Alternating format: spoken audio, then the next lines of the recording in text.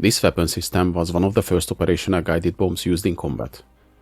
Its development began even before World War II, and despite the technical difficulties, it was used in combat until the end of the war. This was the Henschel Hs 293 remote-controlled glide bomb.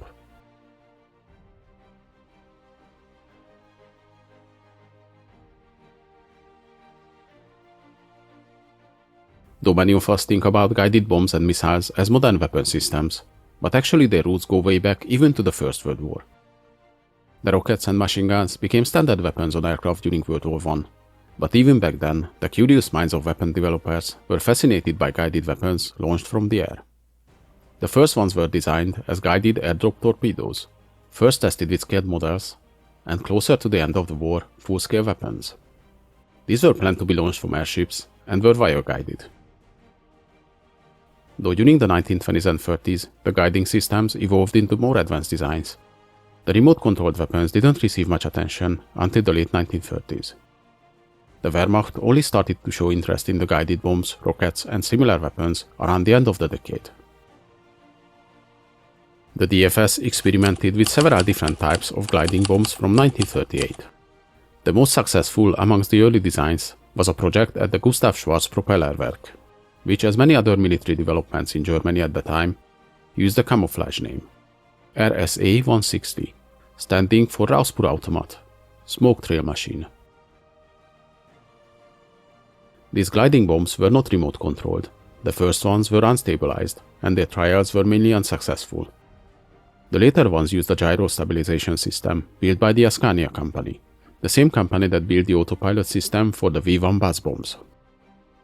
After the war broke out, the inaccuracy of the unguided traditional bombs used in horizontal bombing gave another big boost to the research towards the guided bombs.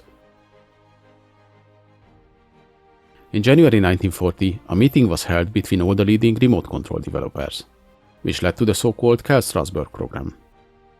The end result of this program were the FUG-203 radio transmitter, named Kell, and the FUG-230 receiver, called Strasberg. These devices were used in most of the German guided bombs.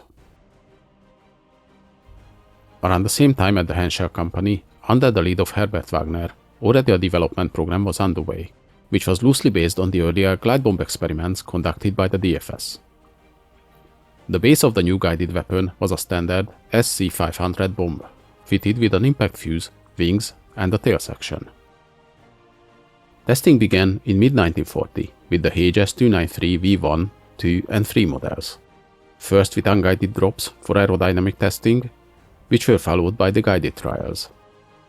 As it turned out, the unpowered bombs lacked the force to penetrate the armor of warships, leading to the decision to add rocket boosters, which would improve the range and the velocity of the weapon.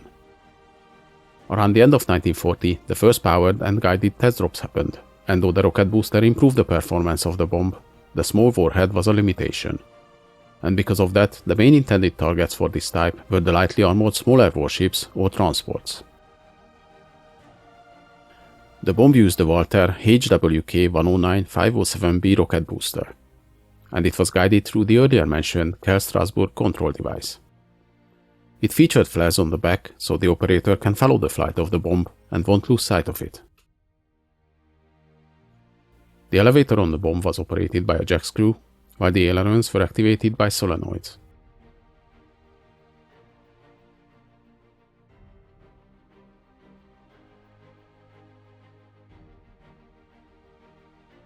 During the testing, the bomb managed to hit a surface ship from 7.5 kilometers distance in early 1941. The production of the first A0 variant began in November 1941, which was quickly followed by the A1 version in January 1942. The aircraft used to launch these bombs were the Heinkel HG-111 and the Dornier Do-217 bombers, and later the bigger Heinkel HG-177 and the Focke-Wulf FW-200 types. If you're interested in the history of these German bombers, I have already made videos on them. Check them out on the channel or find the link in the description of this video. Because of the complicated electronics and manufacturing errors, the bombs had a very high malfunction rate. Around 25–30% of them were duds. The Allies realized the danger these weapons posed, so the development of jamming devices was underway by 1942. The first attempts were not very successful, but later ones became very effective, especially after capturing unexploded bombs and a crashed HG-177 bomber with the guiding system on board. As an answer, the Germans developed the HS-293B model in 1944. This model was wire-guided, using a 12 and later a 16-kilometer long wire.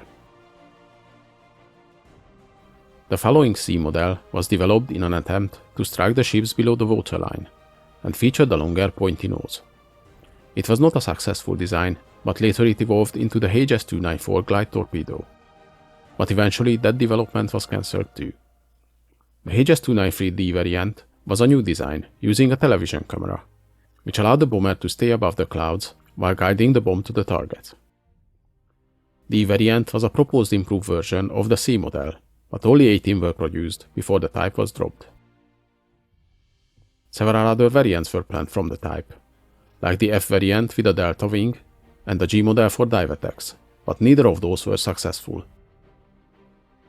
The H variant was an attempt to modify the type as an air-to-air missile, with 2 rocket motors and a proximity fuse. And finally, the last I version used a bigger warhead, but it never entered production. A planned replacement for the HS-293 would have been the HS-295, which used 2 rocket motors, the wings from the HS-294 model, and a larger warhead, carrying 500 kilograms of explosives, instead of the original 295 kilograms. Around 50 test models were built, but both this variant and the HS-294 were cancelled, as there were no suitable aircraft to carry them.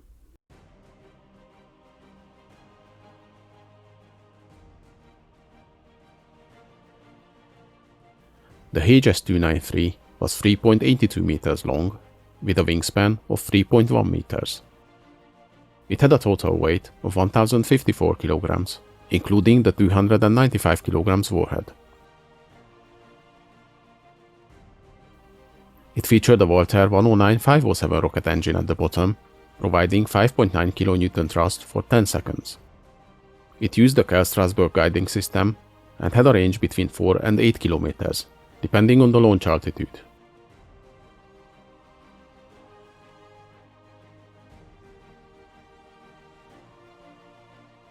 The HS-293 bombs were first deployed on 25th of August 1943 at the Gulf of Biscay, where they damaged 2 ships, the HMS Landguard and the HMS Bideford. 2 days later, a strike from a DO-217 sank the HMS Ygritte corvette. This was the first ship in history sunk by a guided bomb. In September, Ajaccio harbor on Corsica was attacked by 11 DO-217s, and after the attack 2 unexploded bombs were captured by the Allies. The HS-293 was used numerous times after this against Allied shipping, damaging and sinking many of them. The list included several cargo ships and landing craft. The destroyers HMS Intrepid and HMS Boudicca sunk, the HMS Jervis frigate was damaged, and the list goes on. Altogether, the HS-293 is credited for sinking around 400,000 tons of shipping. Maybe the biggest loss was the sinking of the HMT Rona transport ship, which was hit off the coast of Algeria in November 1943 and sunk, resulting in the loss of more than 1,000 US soldiers on board. The bombs were also used in attacks against Allied shipping at the Anzio beachhead in January 1944, where one of the bombs hit the cruiser HMS Spartan, which had to be abandoned and sunk. After the Allied landing in Normandy, the HS-293 was used to attack bridges on the Cherbourg Peninsula to slow down the Allied advance, though these attacks were mostly unsuccessful. The quick advance of the Allies in Italy resulted in intact brand new HS-293 and Fritz X bombs falling into their hands when they captured the Foggia airfield. These helped the development of the jamming systems against the glide bombs. In total, around 2,300 HS-293s were used in combat, damaging or sinking at least 25 Allied ships. When these bombs weren't jammed and didn't malfunction, their hit rate was close to 50%, which was exceptionally high compared to conventional horizontal bombing. Though these bombs were not war-winning weapons, and they were used in relatively small numbers, they were a true technological marvel of the time, a product of the amazing development speed of new weapons during the few years of the war. The Hs 293 was the first anti-ship guided bomb used in combat, but it wasn't the only one. The Germans developed other types, and the US also worked on a radar-guided anti-ship glide bomb, the ASM N2, which saw combat in 1945. But that's a topic for another video. Hope you guys enjoyed this video. Please leave a like, subscribe to my channel, and in the comments let me know if there's any interesting events or vehicles you'd like to see.